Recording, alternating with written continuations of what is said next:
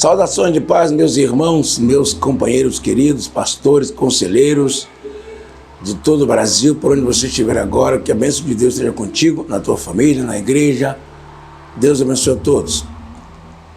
Eu sou o pastor Israel Ferreira, estamos na TV CPAD e nosso programa é Aconselhamento Pastoral. Nós queremos que você seja muito abençoado como conselheiro, que possa ajudar pessoas, possa libertar pessoas de suas opressões. Eu quero trazer uma história hoje que aconteceu há uns anos atrás sobre uma moça que tinha sido abusada, que também é um assunto importante a pensarmos seriamente sobre pessoas que estão na igreja, mas que passaram por abusos morais, sexuais, abusos psicológicos, e coisas como esta duram a vida toda na história da pessoa. São coisas que não abandonam a pessoa nunca mais. Uma pessoa que foi... E outra coisa importante pensar que 80% do abuso acontece com gente da família, gente íntima. E isso está cada vez mais constante, está acontecendo cada vez mais. É algo assim muito complexo, muito complicado. E uma certa vez eu estava atendendo os irmãos e uma irmã chegou para mim, uma jovem de 26 anos, e ela passou a me falar dos sintomas que estavam acontecendo, não sabia o que fazer. E eram sintomas coerentes com depressão, vontade de morrer, muita angústia, muita tristeza, insônia, ódio no coração, ressentimento, uma série de coisas acontecendo de uma forma bastante agressiva na sua mente, na sua maneira de pensar. Eram sintomas de angústias profundas. E usando de estratégias espirituais, na área principalmente da psicanálise, que vai buscar as coisas do passado, da história do sujeito. A psicanálise trabalha muito com a história do sujeito. E eu fui buscar a história dessa garota. E ela contava muitas coisas, desde a infância, mas nunca me parecia ter chegado naquele que chamam de insight. Insight é quando a gente percebe que a origem ficou clara, tem aquele água, assim, aquele toque que leva a gente a pensar, foi isso aqui. E isso durou 6 meses, pelo menos, conversando com aquela irmã. Ela me ouvia, orava, melhorava um pouquinho, depois piorava de novo. Ouvia, lia a Bíblia com ela, orava por ela, e ela melhorava um pouquinho e voltava tudo de novo.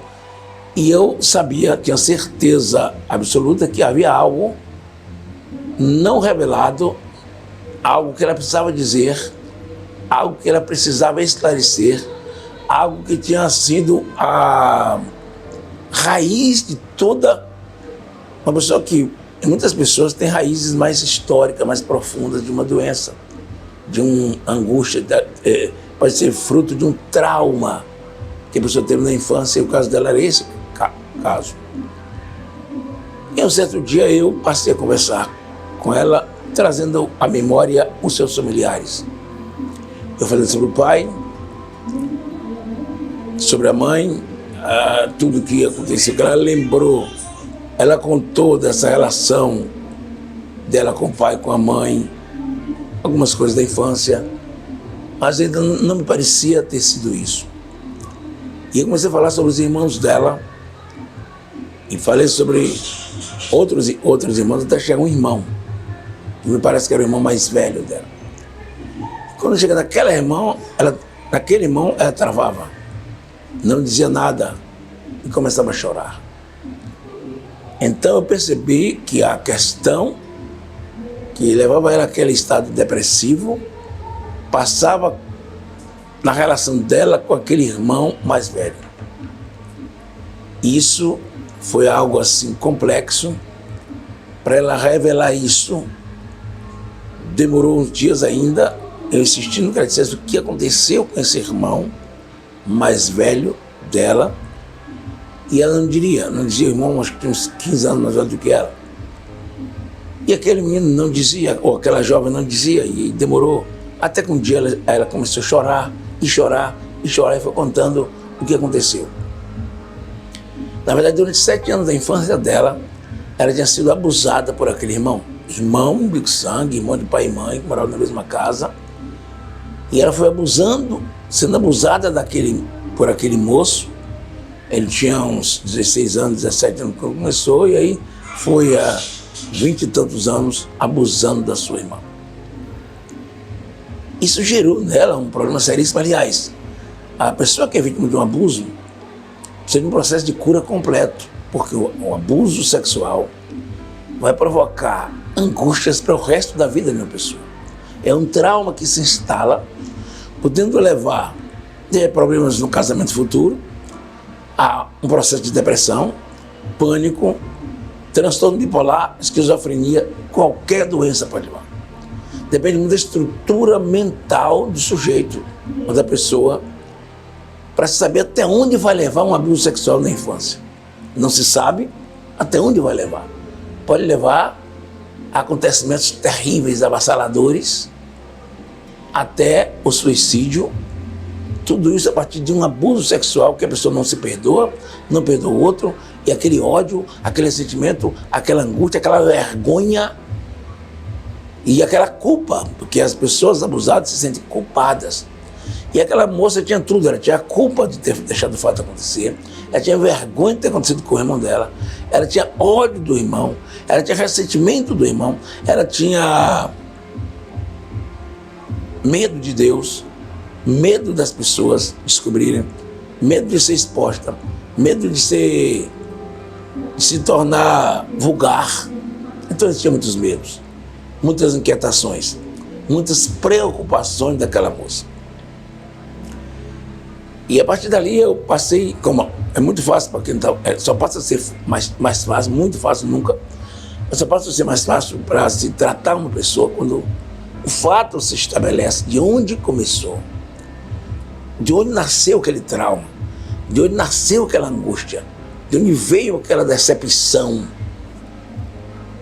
Sabendo da decepção, eu comecei a trabalhar em cima da possibilidade daquela menina se libertar desse trauma. E o processo de libertação é muito dolorido. Eu levo a pessoa a conversar com o agressor, se for um parente, claro. Não uma pessoa que abusou, um estuprador aí qualquer, mas gente da família.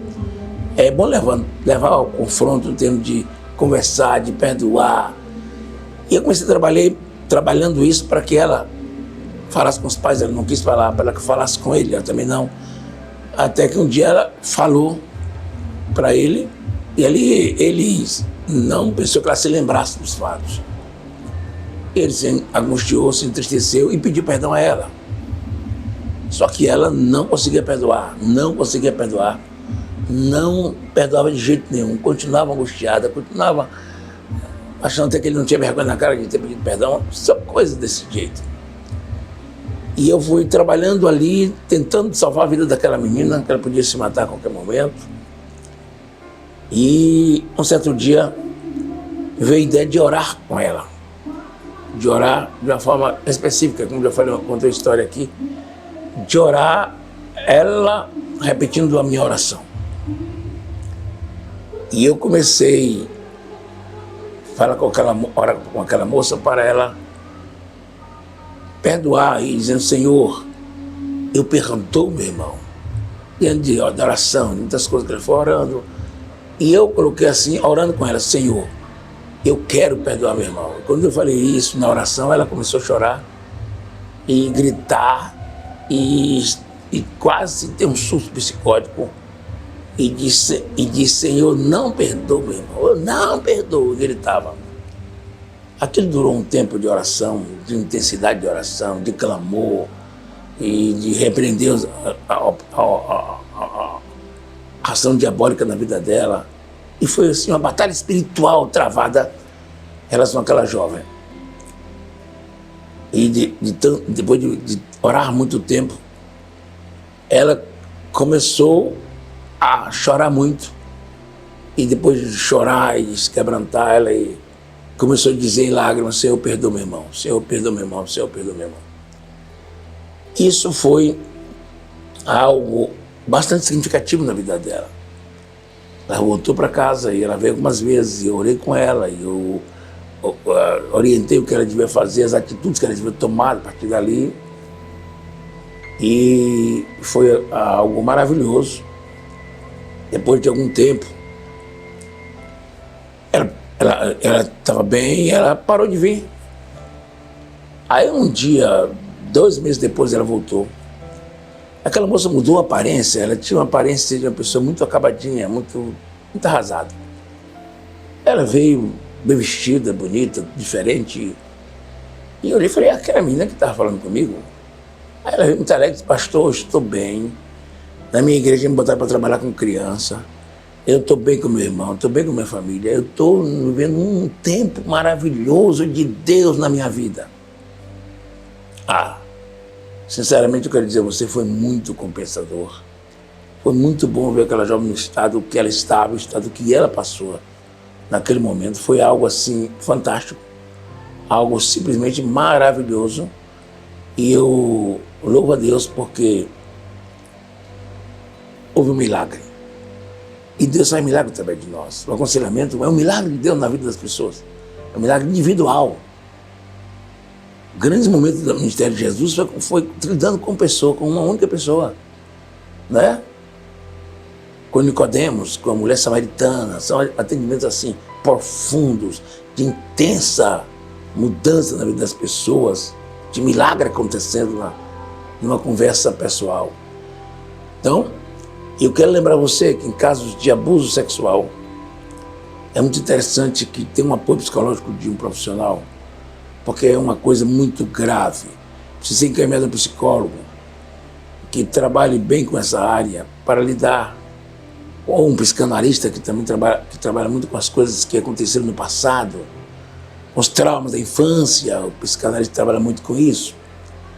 Então e é necessário que o pastor acompanhe, o conselheiro acompanhe, cuidando dessa pessoa, acompanhando essa pessoa, botar tudo para fora, colocar tudo o que aconteceu na sua vida.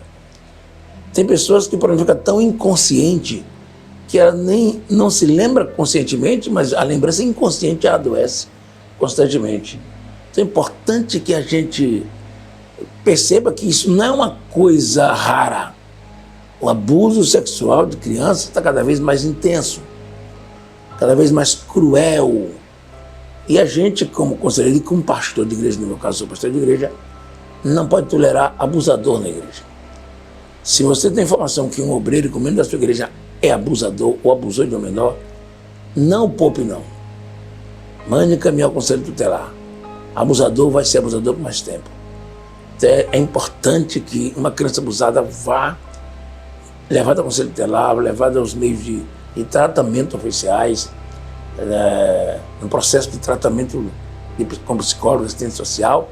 É preciso um trabalho intenso e um trabalho de amor, de cuidado, de acompanhamento de pessoas vítimas de abuso sexual, vítimas de abuso. O abuso não é só o sexual, tem um abuso psicológico, tem um assédio moral, que é aquele que vai corroendo constantemente, perturbando. E nós precisamos estar pronto para não entrar em pânico quando eu vi que uma criança havia relatos de crianças pequenininhas sendo abusadas recentemente.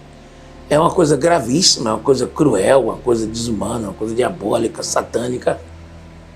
Cabe a nós ajudar essas pessoas. Quando chegam a determinada idade, esses traumas se transformam em sintoma.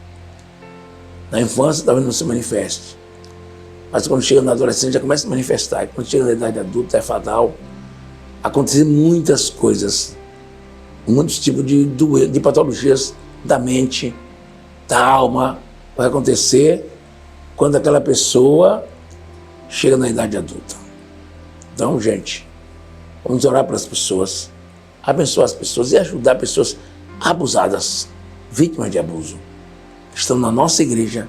Precisa de nós cuidarmos dela, cuidarmos dessas pessoas, abençoarmos essas pessoas, libertarmos essas pessoas dessa opressão, para que ela seja uma crente abençoada, trabalhe no reino, produza, contribua, evangelize, precisa estar curado. Deus abençoe você, Deus abençoe cada pastor, conselheiro, e sua vida seja uma bênção em nome de Jesus.